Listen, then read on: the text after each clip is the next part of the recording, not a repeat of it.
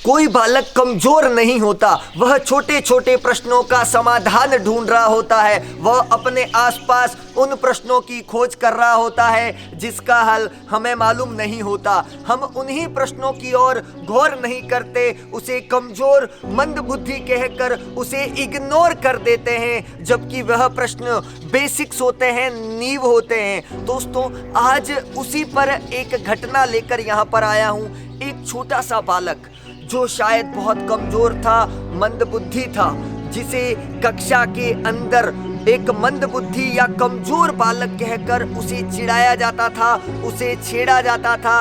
उसके शिक्षक उससे परेशान रहते थे।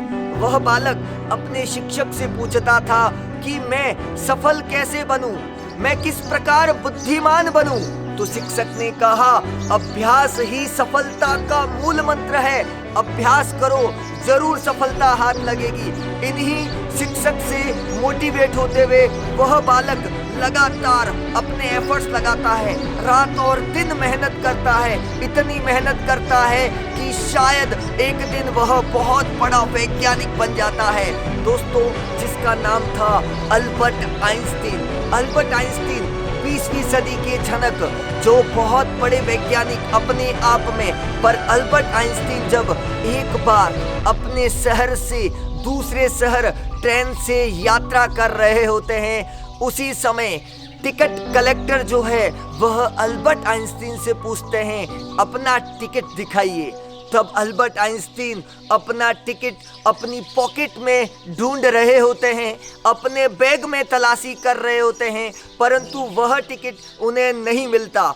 परंतु वह टिकट कलेक्टर उन्हें पहचान लेता है, उन्हें कहता है, आप बहुत बड़े वैज्ञानिक हैं और एक बहुत बड़ा वैज्ञानिक ट्रेन में टिकट लेकर ही बैठा होगा, तो आप निश्चिंत होकर बैठिए, सफ़र कीजिए, कोई परेशानी नहीं है। यह कहकर वह टिकट कलेक्टर आगे की ओर चला जाता है। परंतु वह अल्बर्ट आइंस्टीन अभी भी अपना टिकट ढूंढ रहा है, अभी भी खोज रहा है अपने आसपास, अपनी जेब में, अपने बैग में, पर वह टिकट नहीं मिलता है। कुछ देर बाद जब वह टिकट कलेक्टर फिर से उन्हें उस टिकट को ढूंढते हुए देखता है, तब वह उन्हें कहता है, निश्चित होकर बैठिए, सफर कीजिए, बहुत बड़े वैज्ञानिक आप अवश्य ही टिकट लेकर बैठे होंगे, आप चिंता मत कीजिए, आप बैठिए, घबराओ मत, आराम से सफर कीजिए।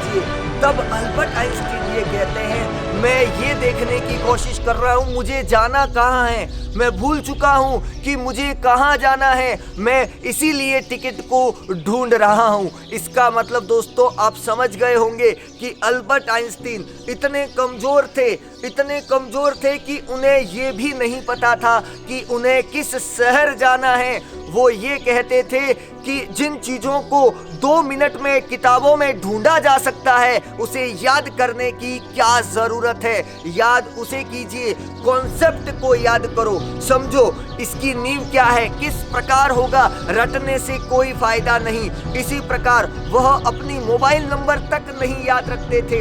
एक बार की घटना थी, वह अपने घर का एड्रेस तक भूल गए थे, तब उन्हें टैक्सी ड्राइवर ने उन्हें उनके घर तक छोड़ा था। तो इस प्रकार का अल्बर्ट आइंस्टीन का जीवन और व्यक्तित्व। दोस्तों, अल्बर्ट आइंस्टीन जो है एक ही बात की शिक्षा देते हैं कि आप उन चीज़ों में मत डूब जाओ जिन चीज़ों को याद किया जा सकता है, किताबों से ढूंढा जा सकता है, सर्च किया जा सकता है।